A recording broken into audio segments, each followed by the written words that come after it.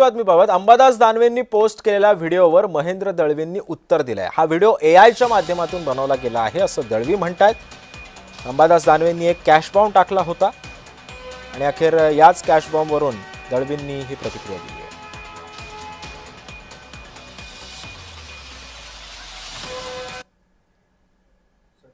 शिवसेना नेते अंबादास दानवे यांनी एक व्हिडिओ ट्विट करत कॅश बॉम्ब जो आहे तो अधिवेशनाच्या पार्श्वभूमीवर टाकलेला पाहायला मिळाला आणि ज्यांचा चेहरा यामध्ये दिसतोय ते आमदार महेंद्र दळवी आपल्यासोबत आहे। अशा पद्धतीने हा सगळा व्हिडिओ तुमच्याकडे आला, तुम्हाला बघून पहिली प्रतिक्रिया काय सांगणार आहे? कारण का हा व्हिडिओमध्ये शेवट तुम्ही दिसताय तो व्हिडिओ कॉल सुरू असं दिसतंय।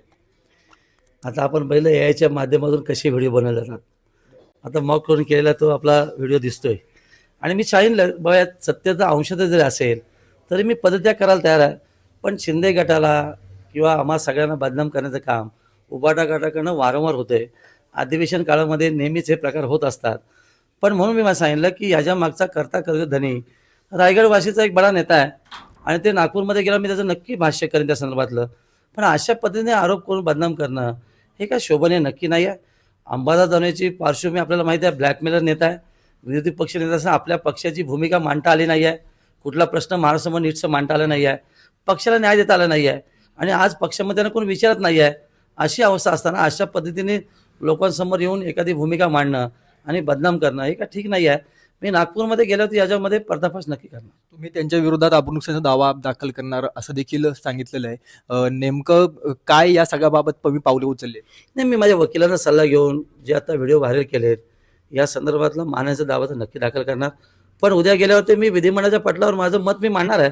जे का आत्ता त्यांनी चुकीच्या माध्यमातून लोकांसमोर व्हिडिओ व्हायरल केलेत त्या संदर्भात आमची जी बदनामी झाली त्या संदर्भात विधिमंडळ पटलावरती मी नक्की हा विषय मांडणार।